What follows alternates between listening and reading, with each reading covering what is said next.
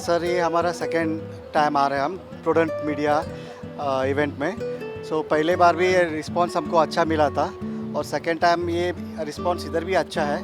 ये हमारा जनता कर्दन जो है यूनिक और हमारा गोकाक का ट्रेडिशनल स्वीट है, जिसमें आता है शुगर बिल्कुल नहीं आता है, गोंद आता है, घी आता है, ड्राई फ्रूट्स आता है, ड्राई कोकोनट आता है, गोंद आता है और मसाला आइटम्स आता है। ये पूरा एक क्या होता है, ये ट्रेडिशनल स्वीट हमारा हेल्दी स्वीट है। जो स्वीट हानिकारक करके बोलते हैं लोग, लेकिन हम बोलते हैं स्वीट हेल्दी है, क्योंकि ये पूरा जो गोंद है जो बोन स्ट्रॉन्ग करता है, घी है वो भी मेडिसिन है, गुड़ है वो भी मेडिसिन है।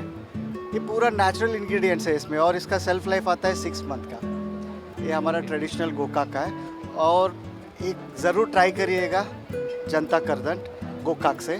जैसे कि बेलगांव का कुंदा आता है ट्रेडिशनल स्वीट, धारवाड़ का पेड़ा आता है, वैसे ही हमारा गोकाक। जैसे गोवा में 2 जगह नॉर्थ में अवेलेबल है sir, and we are searching for the distributor at Goa. Online it is available.